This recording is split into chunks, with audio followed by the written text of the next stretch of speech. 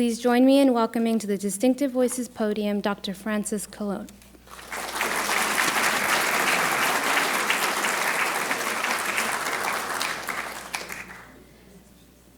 Am I on? Yes, okay. And my water is here. Let me just, wonderful. Thank you for having me. Good evening.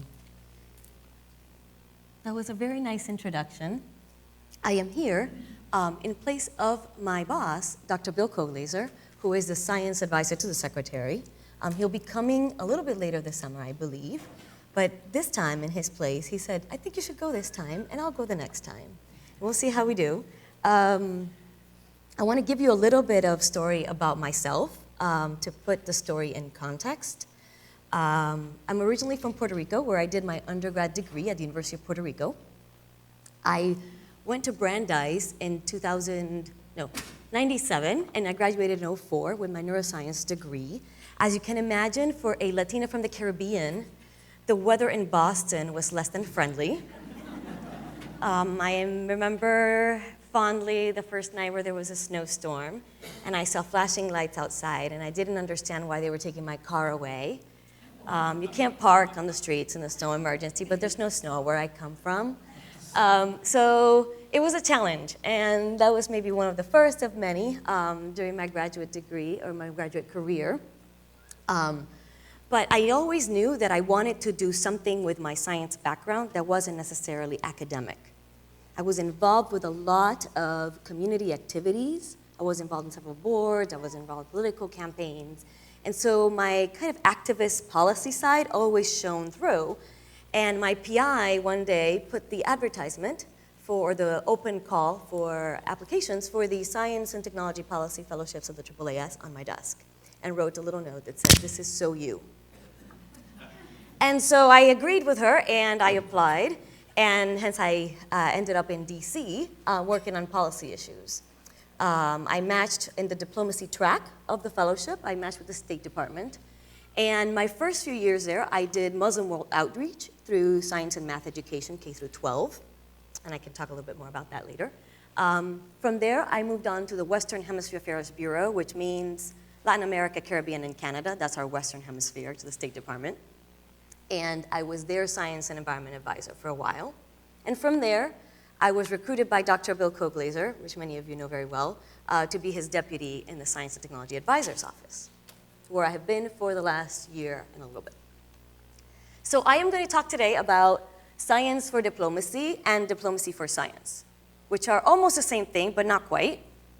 If you think of at the height of the Cold War, our American scientists and Soviet scientists were having back-channel communications thanks to a committee on international security and arms control that the National Academies put together. Those conversations were very productive. They allowed those scientists who later became advisors for Gorbachev to advise on arms control. And some of the breakthroughs that came through out of that were the result of those conversations that scientists were able to have through the national academies. So that's, for me, an example of fantastic science working to advance diplomacy.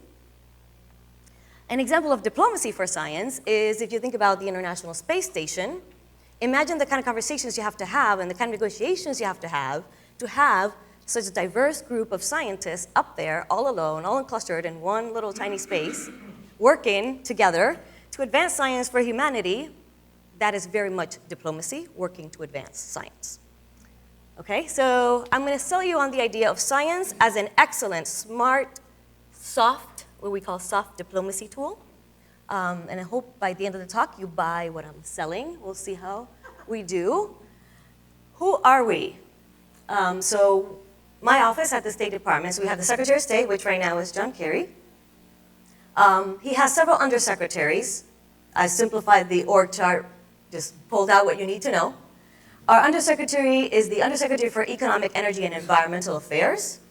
And my office, the Office of the Science and Technology Advisor, reports to the Undersecretary for what we call E, who reports to the Secretary.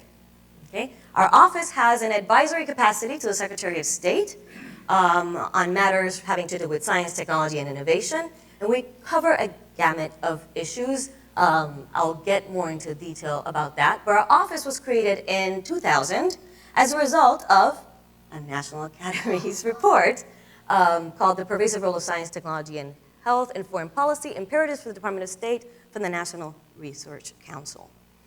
There's a lot of areas where the National Academies and Department of State intersect. I want to highlight some of those because I think it's very important for you to know that the work of the National Academies heavily influences the international policy work that we do. And we have very, very close relationships with the academies. Obviously, some of those relationships and some of those connections can be made back to UC Irvine. As you know, the current president of the National Academies, Cicerone, is a former chancellor of UC Irvine. My own boss, Dr. Bill Koh-Glazer, 20 years at the academies as the executive officer of the academies and the National Research Council.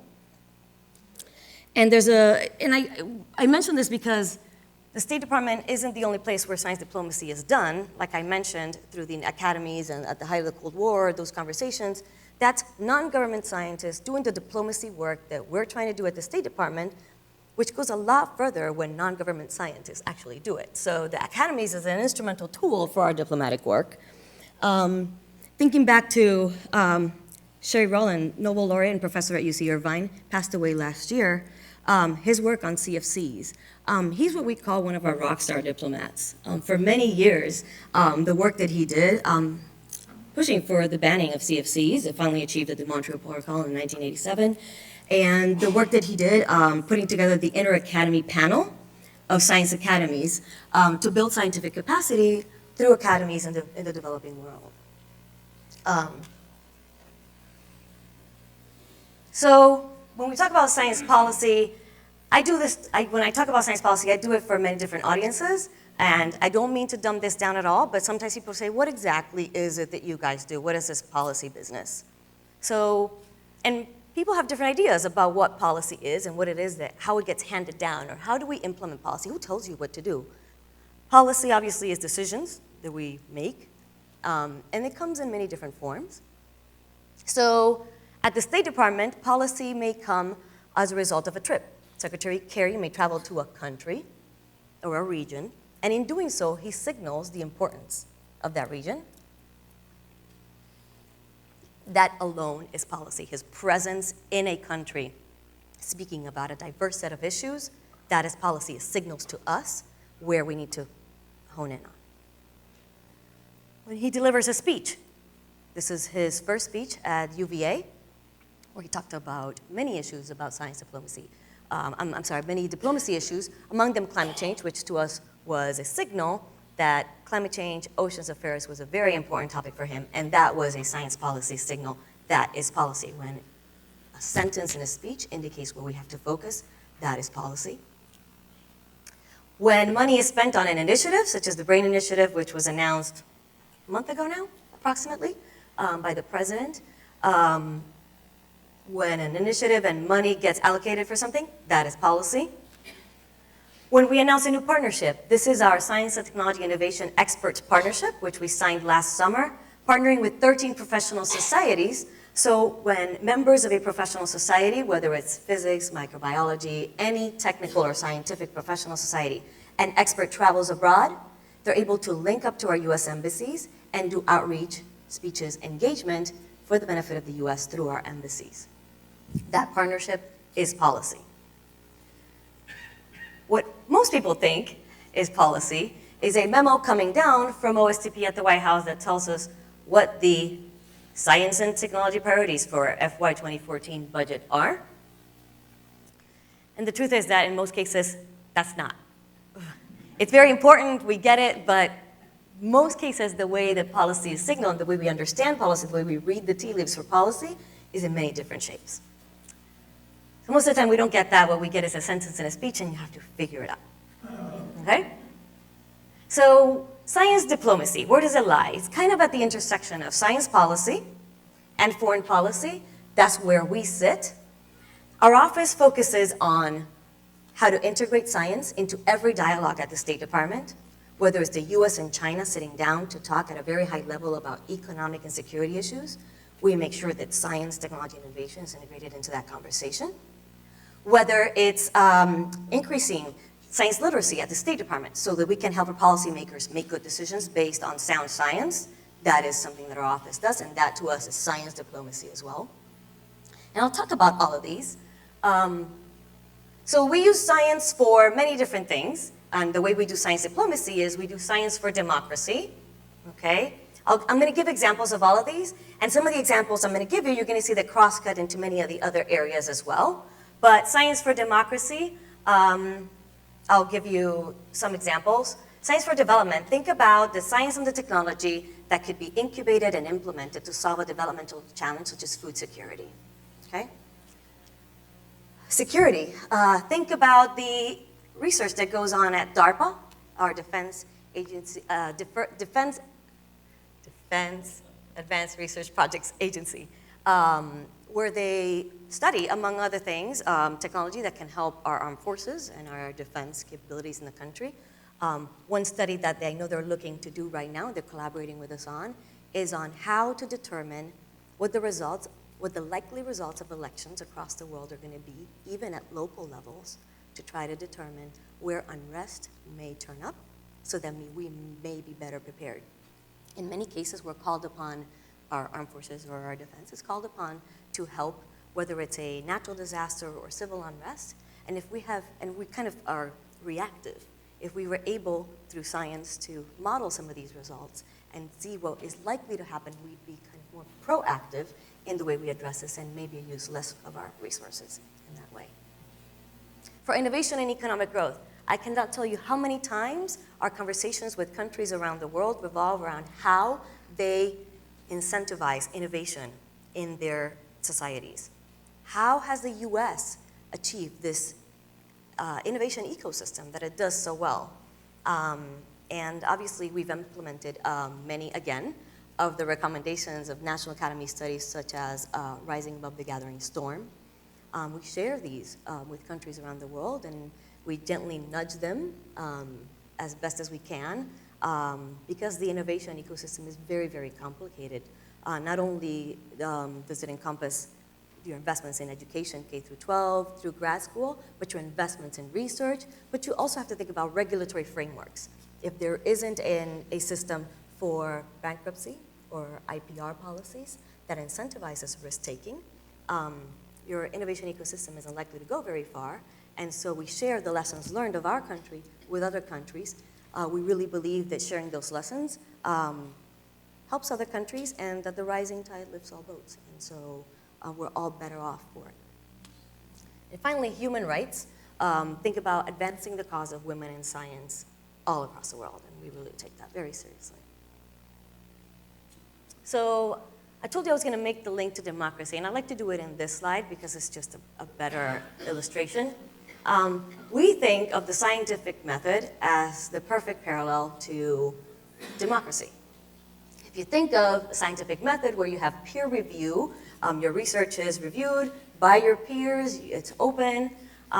In the same way, a thriving democracy allows public consultation. It allows it to be held accountable by its citizens. Scientists analyze data. They analyze what's going on to make determinations. In the same way, an informed citizenry asks questions of its government, holding them accountable in that way.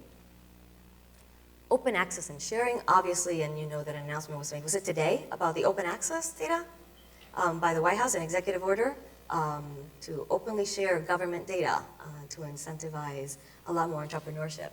Troves of data that were previously inaccessible are now accessible to our entrepreneurs and innovators. So open access and sharing is an important part of our scientific method. In the same way, government transparency should be about sharing that information openly with your citizens in order to have a two-way conversation. Meritocracy, we know that tenured faculty are on their way up, you have to publish. In the same way, a government official in a democracy will earn your vote through their actions, thereby establishing a meritocracy of democracy. So now I'm going to give you a couple of concrete examples where science has influenced diplomacy or diplomacy has influenced science. And I hope to sell you then on a couple of these. Technology for forecasting. During the Arab Spring, some of our embassies were having a really hard time differentiating between the real sentiment on the streets and what was showing up online and in the media. And so a technology competition at a US university came up with an application called R-Shape, which analyzed multilingual Twitter traffic in order to determine, through Twitter traffic, what was actually really happening on the streets versus what the media was saying was happening on the streets, better informing our diplomats at our embassies, who then in turn better informed the Secretary of State at the time, Secretary Clinton, as to what the real situation on the ground was, okay? So in this case, science informing our diplomacy. Capacity building, adapting to climate change. I have two pictures here of intensified hurricanes in the Caribbean and receding glaciers, which are a real concern in the Western Hemisphere, Latin America region, where I worked these issues for a while. And this is a real concern. These receding glaciers in the Andes, this water is actually used not only for potable water, but it's hydropower, it's agriculture, it's pretty much a lifeline. And these receding glaciers as a result of climate change are a real concern. However, many of these countries only have one glaciologist at most that could really study what is going on. During that time, President Obama announced the Energy and Climate Partnership of the Americas at the Summit of the Americas in 2009. And one of the programs that I was able to be a part of creating while I was working that issue was a program to train glaciologists from Andes countries. They come to SUNY Albany, they go to the graduate school program there, and they go back to their countries, and they take training, not only do they get their graduate degree, but also they get training in how to best use data to inform policymaking in their countries. Advancing women in science globally. We have a program or an initiative in our office called the Next Scholars. And somebody decided that next with two X's for the two X chromosomes. So Next Scholars, it's a program where women from Muslim majority countries, Muslim majority population countries, are able to come to the US to study STEM careers. But what makes it particularly special is that we've partnered with 38 women's only colleges in the US to have these women come to an environment where their families feel more comfortable sending them to, where they are more culturally comfortable. So they're able to come to the, I can. Can you turn me up? Sure. And slow down. They told me not to walk too far, so where I usually channel my energy walking, I'm being constrained to this much. Stop. Can you hear me now? Yes. Okay. I was thinking not to scream into the mic. Okay. So these women, we have the first cohort. They began last fall, 2012, at universities across the US, women's only colleges. They're pursuing STEM degrees. It's a partnership with the New York Academy of Sciences, where they are partnered with a US STEM scholar, but also with a US STEM mentor for the duration of their time at the university. And it's a way in which we've been able to address the need for some of these countries to enhance their scientific pipeline. And we know across the world, sometimes 50% of the population is not being put to use in these economies. This is one way in which we're using science to address economic growth and development across the world. So science for economic growth. Science diaspora diplomats. Last July, we launched an initiative called Networks of Diasporas in Engineering and Science, or NODES. We love acronyms. NODES, NODES, and launched by Deputy Secretary Burns at the Global Diaspora Forum. And what it intends to do is to convene scientific and engineering diasporas across the US that have come here for temporary period for academic training. They've come here to work in the private sector. They're here on sabbaticals. They're here as students. It doesn't matter, first, second generation, here temporarily, here permanently. These diasporas are scientifically trained, have a vast network of colleagues in the scientific field, and nobody has more interest in their countries of origin than them in many cases. So we're looking to see how we can harness that expertise and those networks to address some of the development challenges, the scientific challenges in their countries of origin, sometimes science policy challenges in their countries of origin. We've convened them twice, once at the Global Diaspora Forum at the State Department last summer, once at the AAAS annual meeting in Boston last February.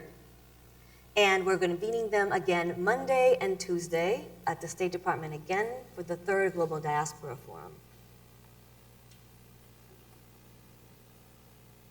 Real-time event monitoring. So this is data that comes from the Surveyor site, surveyor.net.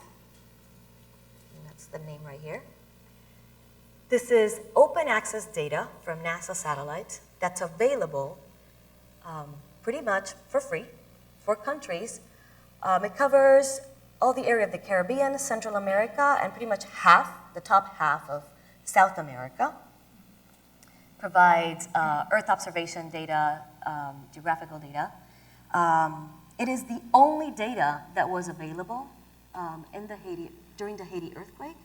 As soon as the earthquake struck, pretty much everything was down, and the only visuals we had about the extent of the damage came from Surveyor. We were able to use that data to inform our defense, to inform our diplomacy, to inform a lot of the actions that happened in response to the Haiti earthquake a couple of years ago.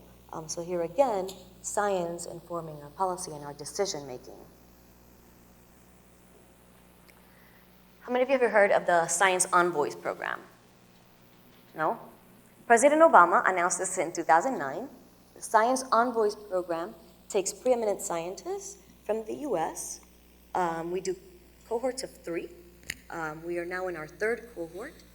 And they become our ambassadors to different parts of the world. They all have different expertise. Some of them are Nobel laureates. Some of them, such as Dr. Bernard Amadei, is the originator of Engineers Without Borders. He just came back from a trip to Pakistan, where he will now be helping the Pakistanis establish their own Engineers Without Borders chapters across the country to help them with a lot of their infrastructure challenges. He met with ministers, he met with academia, he met with civil society. It's a way in which we use our non-government scientists to be our advocates, be our diplomats out there, again, doing science diplomacy beyond the State Department and USAID. Dr. Bruce Alberts, which many of you know, was our science envoy, traveled extensively in Indonesia and started the Kavli Frontiers of Science program with Indonesia. The Kavli Frontiers of Science program brings together US and that specific countries, and we've done the program with a number of countries, or the National Academies has done the program with a number of countries. In this case, early career researchers under the age of 45, bring them together in a symposium to share ideas and explore collaborations.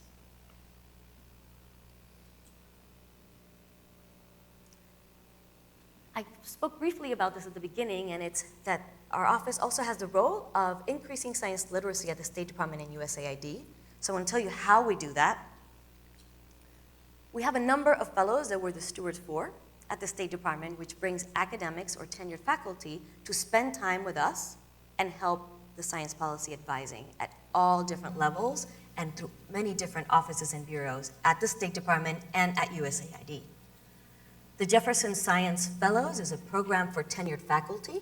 They come and spend a year at the State Department, and they're placed in every bureau throughout the department. And this goes as well for many of the other fellows I will be talking about. But they spend time in the Energy Bureau, the Intelligence Bureau, the Economic Bureau, regional bureaus, informing policy about Asia, etc. Right now we have 12 in the cohort 2012-2013. AAAS Science and Technology Policy Fellows. We have about 40 currently in the halls of the State Department, but we also have about 60 former fellows that have stayed on permanently and are in different positions at the State Department. My boss, Dr. Bill Koglaser, is a former AAAS fellow. The Assistant Secretary for the Oceans, Environment, and Science Bureau, former AAAS fellow. The Science and Technology Advisor to Administrator Shaw at USAID, or the Agency for International Development, former AAAS fellow. as well, and a former AAAS fellow. Franklin Fellows, a fellowship that brings experts to the State Department that don't really have a home institution, but that have funding and are willing to lend their expertise pretty much for free to the State Department on many issues. We have a current Franklin Fellow from Los Alamos Lab working on materials science diplomacy with us, Dr. Alan Hurd. And we have professional society fellows, the Institute for Electrical and Electronics Engineering, and the American Institute for Physics. Both societies lend us or pay the way for fellows to spend time at the State Department advising us on issues of their area of expertise. And Revell Fellows, we currently have a Revell Fellow in our office, and his focus, the warning, I walked too far. Revell Fellow who focuses on sustainability issues, sustainability policy issues for the State Department. And right now, with Secretary Kerry's focus on climate change, we're focusing quite keenly on urbanization issues and how climate change causes the issue of urbanization to be exacerbated quite a bit. Populations migrate to urban centers, and when they're hit with climate change, it causes quite a bit of economic impact on the local economies. Finally, AAAS has an overseas fellowship where it sends fellows that have finished the AAAS Policy Fellowship at USAID to embassies and USAID missions overseas to now lend their expertise overseas for us. We currently have 30 fellows going out to embassies and missions around the world to lend their expertise. And I want to tell you how much I love doing my job. Science is my passion, and being able to affect policy, try to change the world a little bit at a time, has really been an amazing run. It's very easy to do that when you have a big advocate as a boss. And this is the president in 2010 advocating for science, whether it's improving our health or harnessing clean energy, protecting our security, or succeeding in the global economy. Our future depends on reaffirming America's role as the world's engine of scientific discovery and technological innovation. We take his message to heart. We take Advisor Holdren's message to heart and Dr. Bill Koblaser's message to heart as we do our work every day. I want to thank you for having me, and I will now take your questions.